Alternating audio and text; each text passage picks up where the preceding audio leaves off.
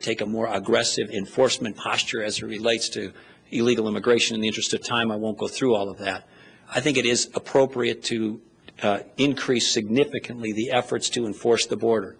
We need to have a secure and safe country. We need to have border integrity, and it can be done. It can be improved significantly, and there's a variety of techniques for that, including technology and person power and reinforcing the capabilities that we have there. I was one of a few governors that voluntarily sent troops to the Arizona border as part of Operation Jumpstart, and it worked. And that was pre-crash, by the way. So we need to do that first. We need to sequence the discussion with that first in mind to give not only the country security, but the people in the debate confidence that we've got that taken care of. There's lots of other aspects to this, but a couple other quick ones.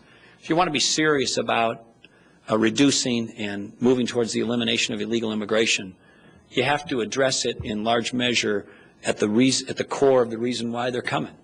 They're coming for jobs. And the screening process relating to your immigration status at the point of hire now is old, outdated, and filled with fraud. So, you get an I-9 form out. Melissa comes and she gives me her Guatemalan birth certificate or Honduran passport, whatever it may be. I check that she gave it to me, staple it, and put it in the file. We can't expect small business owners to conduct an international investigation as to whether those papers are authentic or not. It would be burdensome and unreasonable to that person, but it's filled with fraud. So we need to move employers to a system like E-Verify, where people can quickly, easily, electronically establish at the point of hire whether the person is or isn't here illegally. Then there's lots of other collateral issues relating to H-1B visas and what do you do with the 10 to 14 million people here illegally and much else. But those two things, I think, are first prerequisites to the larger discussion. Otherwise, you're not going to have confidence in people that the other stuff is really going to stick. Question from the audience. Governor, if you had been president 1 month ago, would you have signed or vetoed the Don't Ask, Don't Tell repeal bill? Why?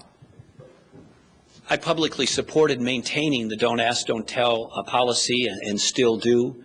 One of the main rationales for repealing it is how does the military feel about it broadly. They took some surveys, the leaders of the civilian leadership of the military, and it came back with a majority, a small majority, but a majority of those surveyed saying they didn't think it would make much difference, so they supported repeal. But an interesting other thing came out of that. When you looked at that survey or similar surveys for combat units, and you asked how they felt, and when you heard the testimony on Capitol Hill, not of the military most broadly, but of the combat unit leaders and the representations from the military on that front, they weren't in support of it. And they had serious concerns about it as it related to unit cohesiveness, and in many cases the testimony reflected a concern about the safety of the men and women, in this case men, in combat. And so I think we need to pay deference to that amongst other concerns, and that's why I supported maintaining it. We are almost out of time, but before asking the last two questions, we have a couple of important matters to take care of. First, to remind our members and guests of future speakers. On January 26th, this isn't a luncheon, but we do invite you all to our evening event, a night of solidarity with Haitian journalists, which will be held here at the National Press Club. Proceeds from this fundraiser, hosted by SOS Journalistes, a Haitian press advocacy group, will raise much-needed funds to assist Haitian journalists and their families. For those of you who are watching yesterday's luncheon, you remember that yesterday was the one-year anniversary of the Haiti earthquakes. On February 3rd, 2011, we have Chairman Ben Bernanke of the Federal Reserve speaking at a luncheon. On April 5th, there'll be more in between. They just haven't been announced yet. We have Douglas Shulman, the Commissioner of the IRS, who will be addressing a luncheon. Secondly, I would like to present our guest, and this will be his matching set, so I certainly hope that you and your wife will have lovely mornings looking over the frozen tundra of Minnesota. Hey. We love it all. With your National Press Club mug. Wow. How do you beat that? That's great. Thanks. And thank you. We have, you can applaud.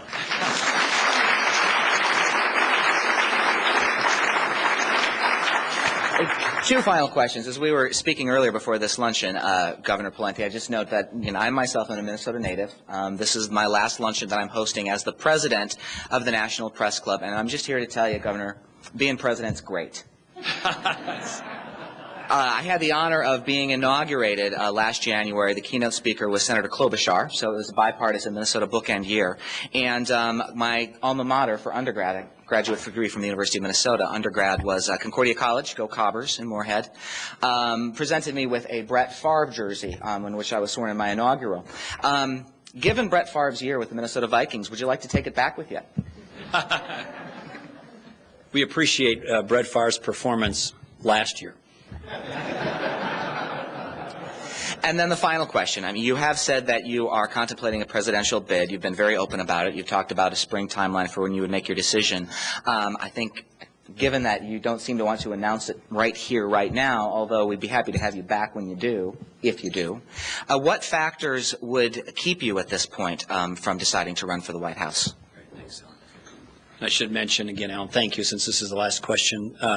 By the way, he grew up in the Motley Staples area. I spent a fair amount of time there because my had a little place that we spent, and one of his relatives owns the 10 High Bar there. Hopefully there's no video remaining, but nonetheless. But as it relates to running for president, I'm seriously considering it. I haven't made a final decision on it yet. I'm going to sometime in the next couple of months, and it really comes down to two main considerations. One is just the needs of the country and what I can bring to the table in leadership and experience and perspective that I believe would move the country forward.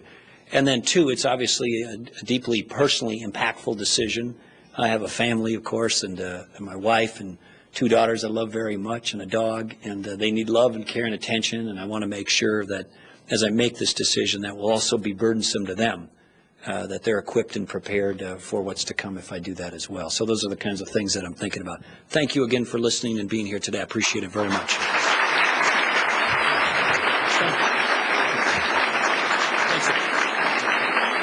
And thank you, Governor Pawlenty. I'd also like to thank the National Press Club staff, including our Executive Director, Bill McCarran, our Organizer, Staff Liaison, Melinda Cook, the Broadcast Operations Center led by V.A. Udenans, and the entire National Press Club staff for all the great work that they've done this year. For more information about joining the National Press Club and on how to acquire a copy of today's program, please go to our website at www.press.org. And that's the luncheon from Lake Wobegon, where the club is always at its best. Thank you so much for being here today. Thank you for this wonderful year at the National Press Club. We're looking for more great years to come. Thank you. This meeting of the National Press Club is adjourned.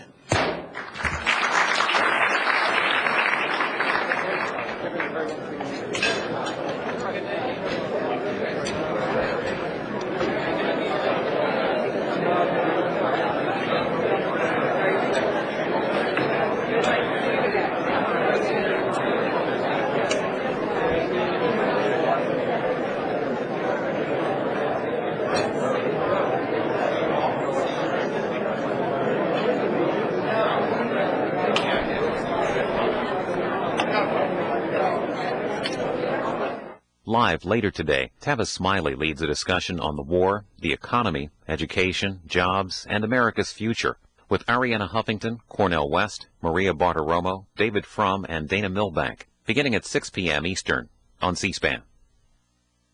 Tomorrow, the Republican National Committee elects their new chair. 5 candidates are vying for the position, including current RNC Chair Michael Steele. Watch the process and the vote live starting at 10:30 a.m. Eastern on C-SPAN, C-SPAN Radio, and on cspan.org.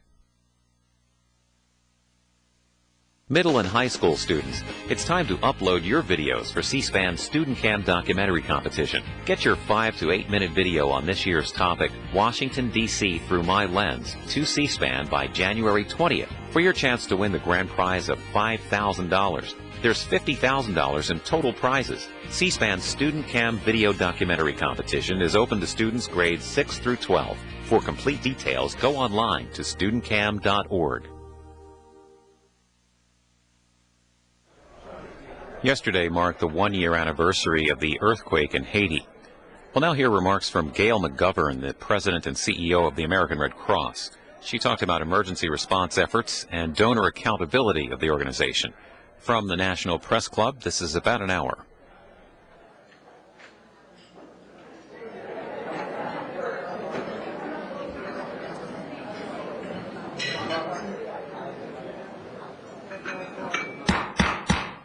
Good afternoon and welcome to the National Press Club. My name is Alan Bierga. I'm a reporter for Bloomberg News and president of the National Press Club. We're the world's leading professional organization for journalists and are committed to our profession's future through our programming and by fostering a free press worldwide. For more information about the National Press Club, please visit our website at www.press.org. To donate to our professional training programs, please visit www.press.org/library. On behalf of our members worldwide, I'd like to welcome our speaker and attendees at today's event, which includes guests of our speaker as well as working journalists. I'd also like to welcome our C-SPAN and public radio audiences. After the speech concludes, I will ask as many audience questions as time permits. First, I'd like to introduce our head table guests. From your right, Nasir Ahmad, Executive Strategy Advisor for Humanity First in USA. Liz Skinner, a reporter for Investment News and a new member of the National Press Club. Geraldine Ryerson Cruz, International News Manager for World Vision. Sam Worthington, President and CEO of Interaction and a guest of the speaker. David Meltzer, Senior Vice President of International Services for the American Red Cross and a guest of the speaker. Melissa Charbonneau, with Newshook Media, the Speakers Committee Chair and organizer of this event. Skipping over our speaker for the moment, Susie DeFrancis, Chief Public Affairs Officer for the American Red Cross and a guest of the speaker. Rachel Ray of the London Daily Telegraph. Edward Donahue, reporter for the Associated Press.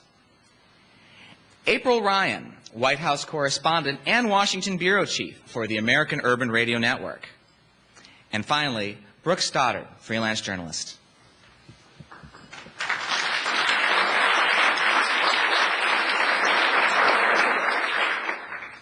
Today is the one-year anniversary of the earthquake that devastated Haiti